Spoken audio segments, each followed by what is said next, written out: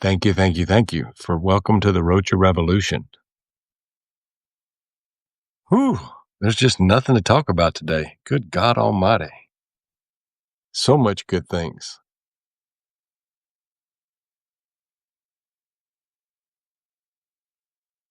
Given just a minute for a few more folks to get on and we'll get started.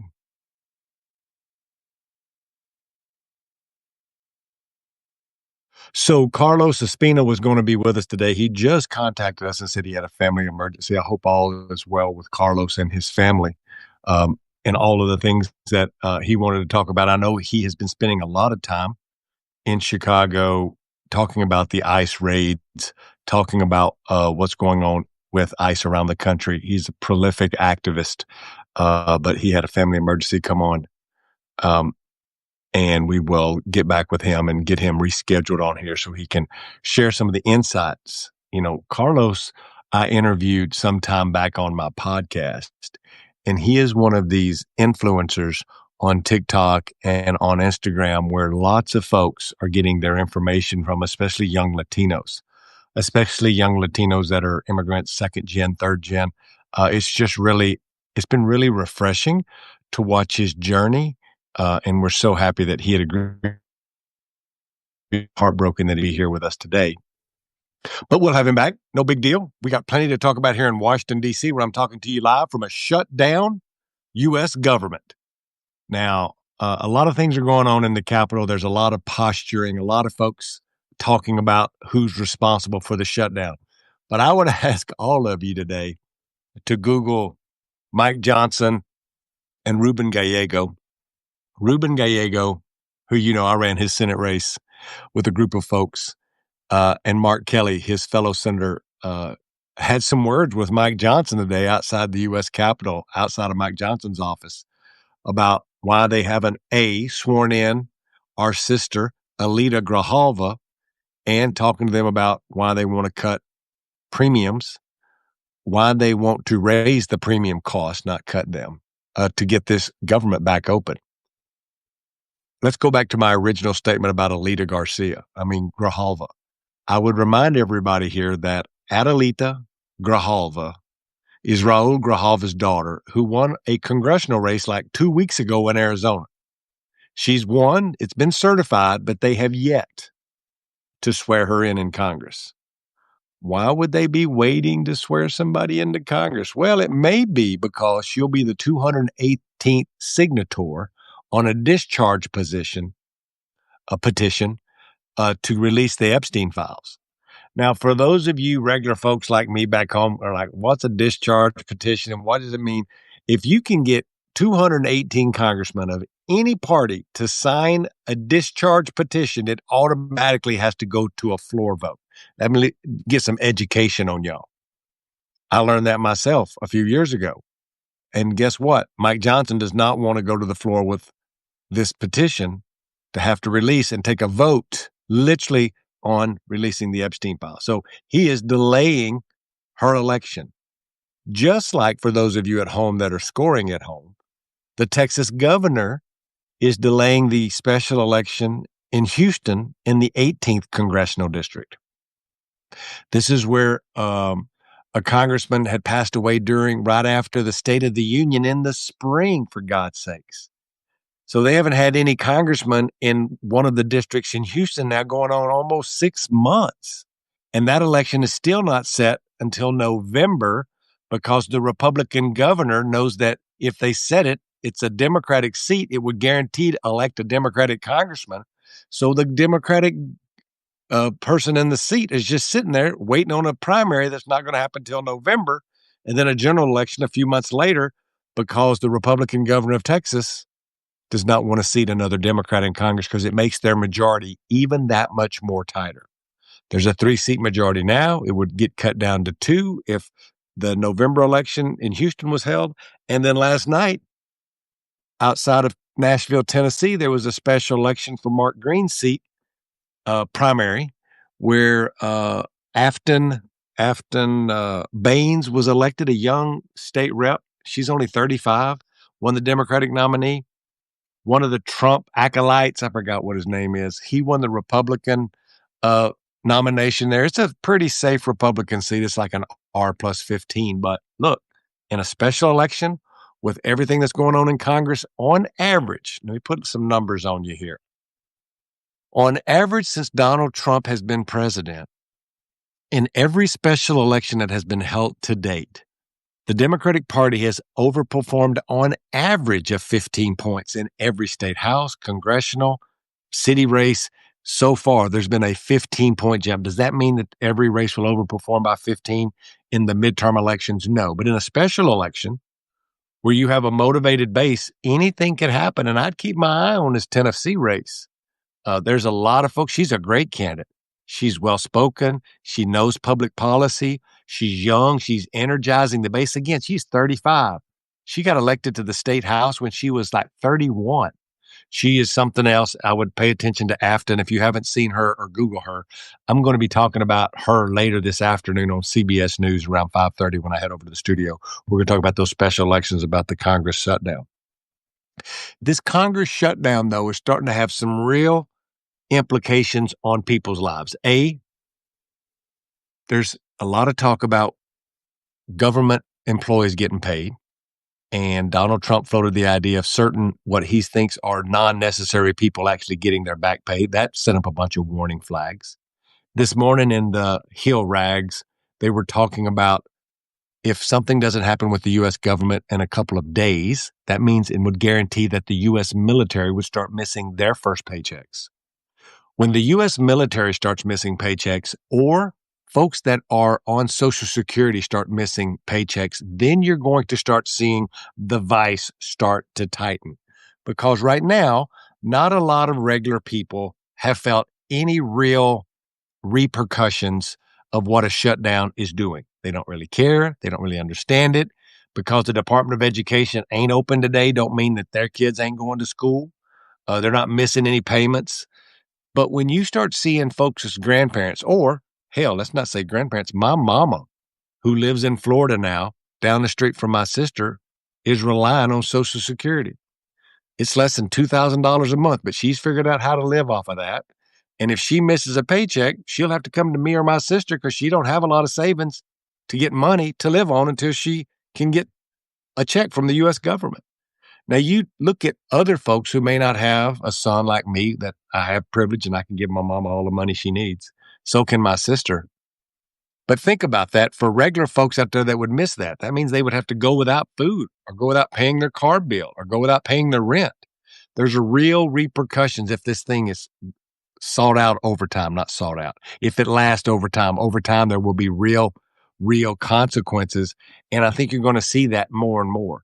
My over and under, as I said last week on my podcast with Mike Madrid, that I thought it would be 4 weeks. Mike thinks it'll be 2 or 3. I hope Mike is right.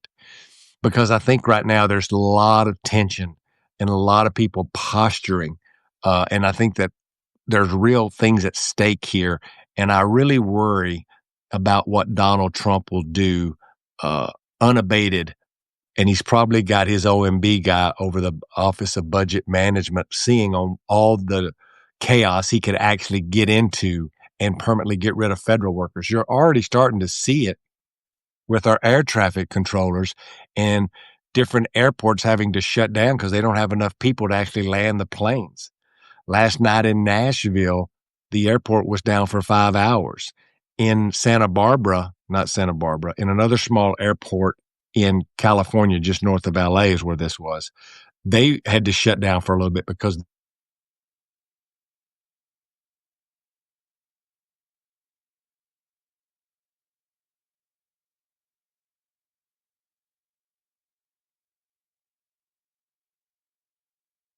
I'll figure it out, but they don't. And posturing and them acting tough helps both bases. And Democrats see this as helpful to them, and Republicans sees it helpful to them. But where does that stand when it really starts when it really starts hurting average working folks? I think that's where the rubber will meet the road. And I think you'll have some senators make a move one way or the other. Right now, the Democrats are dug in on, the making sure that people's premiums don't go up. Those are my premiums, just so y'all know. I don't get a lot of government assistance because I make enough money not to have to do it. But the way I get health care, because I own my own company, is through Obamacare. There's lots and lots of people. Here's an interesting stat I found this morning in researching for a TV interview I'm doing later. Is prior to COVID, there was just short of 12 million people on uh, affordable health care, Obamacare, the ACA. After Biden extended and opened up the enrollment and made it easier, gave more subsidies to poor working people, that program now has grown from 12 million to over 20 million. And those are the exact people whose premiums will double. There was a nonprofit institute who came up with an estimate of what they thought that would be, and that's double what people are paying now. And this is where the Democrats have dug in to say, we're not going to vote with the Republicans unless you extend these subsidies that are supposed to run out in January. Now, you may say, well, Chuck, that's January. Can't we do? Well, the enrollment process starts in 2 weeks where folks are going to start getting bills that show it double. So there's only a certain amount of windows for those of you on Obamacare where you actually have to sign up by a certain time. If you don't sign up, you don't get it. And it also tells you what your new premiums will be. As somebody who's kind of getting long in the tooth, I've watched my premiums go up as I've gotten older. So trust me, this is a process that we all know about. And if we make it more expensive, again, there's going to be a lot of working class people that are going to be hurting about that. As we think about the government shutting down and all the different things going on across the country, I draw your attention to California, and I've got new news about Proposition 50 and the Texas redistricting as well. Let's start in California. In California, Proposition 50 is the proposition where Governor Newsom has put the new redistricting maps on a ballot initiative and asking the general public to vote for the ballot initiative that would create these new districts that are literally part of the proposal. And as of this recording, the Democrats and the pro Proposition 50 has spent about $44 million, and the anti proposition has spent about $20 million. But as of this morning, the opposition has stopped spending money and has what we call in the industry started scaling back their media buys because word on the street is they're out of money and that they see this thing going through in California. So they have stopped spending money to oppose it. And if that is in fact true, that's a good sign for Democrats in California who put up these new maps to kind of go just to pokes the Texas redistricting that is supposed to take away 5 Democratic seats. California is adding 5 to kind of make it back to neutral. But the interesting thing is what's happening in Texas right now.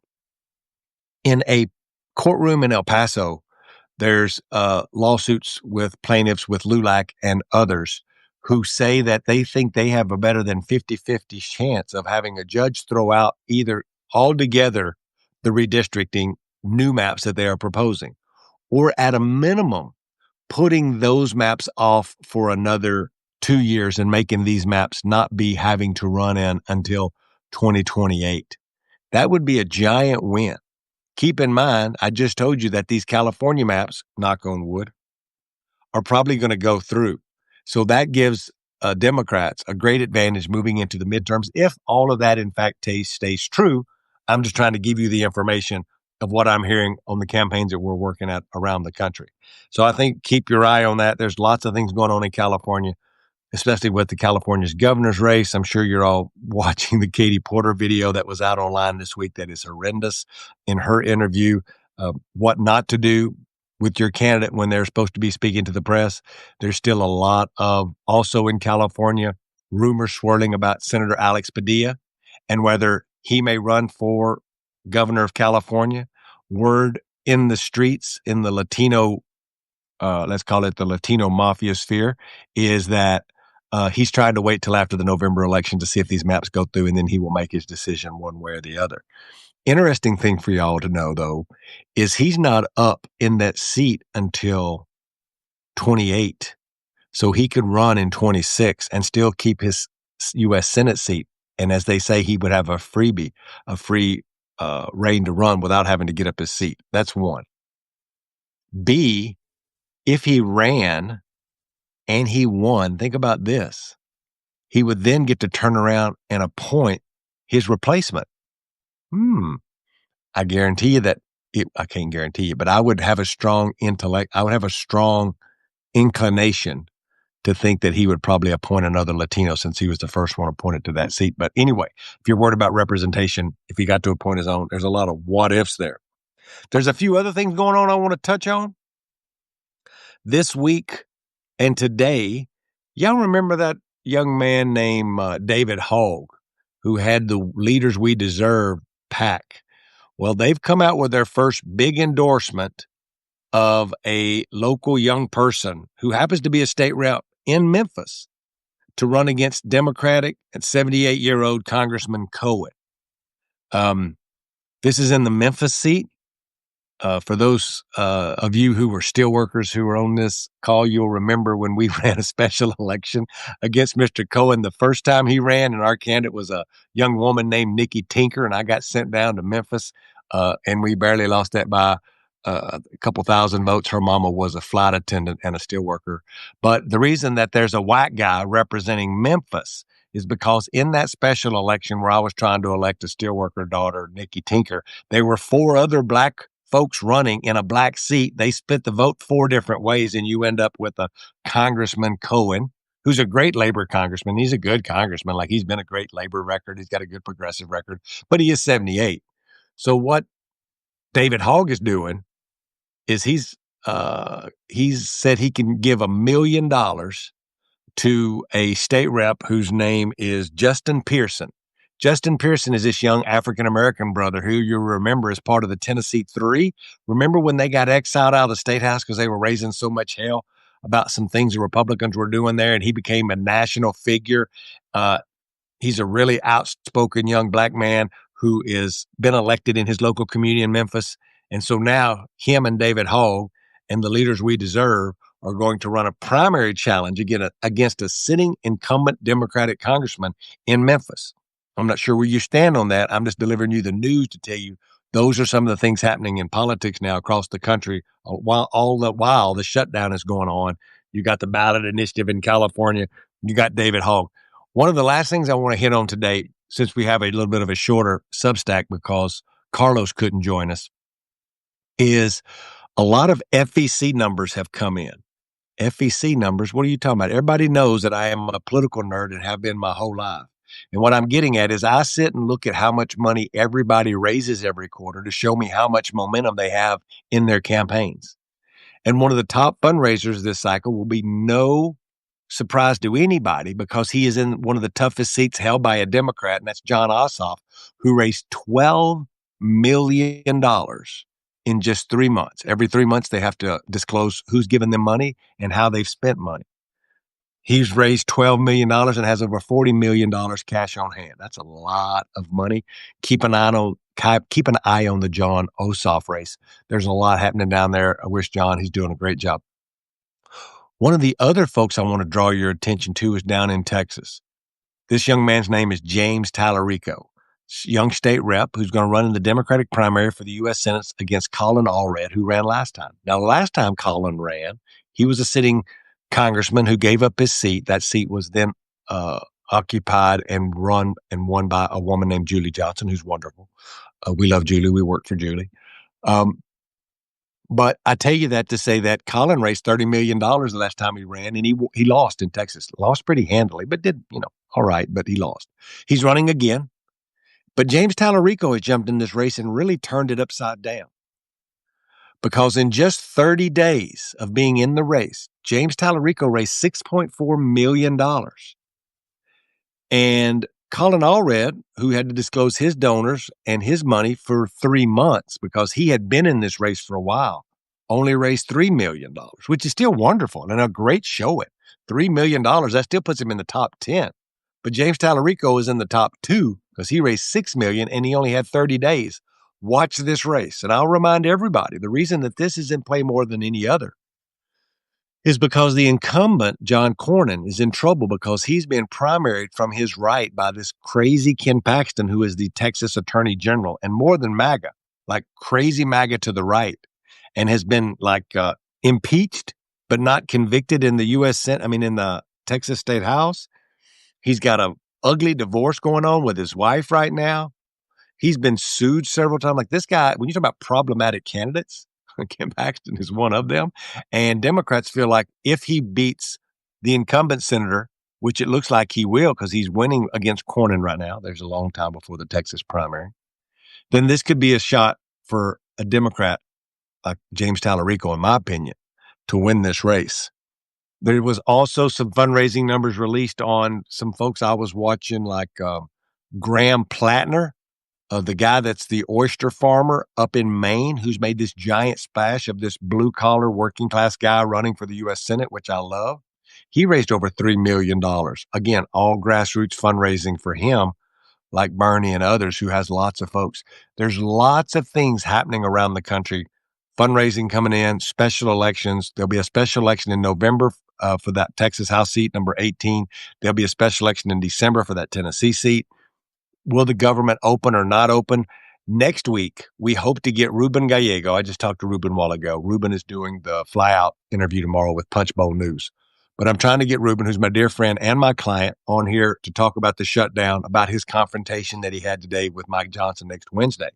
It will be a good one when we have him on. We're going to talk about the shutdown. If we don't get him, maybe we'll get another congressman. I'll talk to a few other of our friends and try to get them to be on as well. But there's going to be a lot of news happening all the while ICE is occupying and trying to start a fight in Portland and in Chicago. There's a lot of things going on in our country. We need you all to stay tuned and stay in tuned. I'll be posting more here on my Substack as we go through the end of the week here. And then also exciting news on a personal level. I'm headed to East Texas on Friday to go to my high school homecoming, taking my new wife to go down and show her where I grew up in East Texas. So Jesus, take the wheel. Y'all wish me good luck. And until next week, thanks for being on the Rocha Revolution.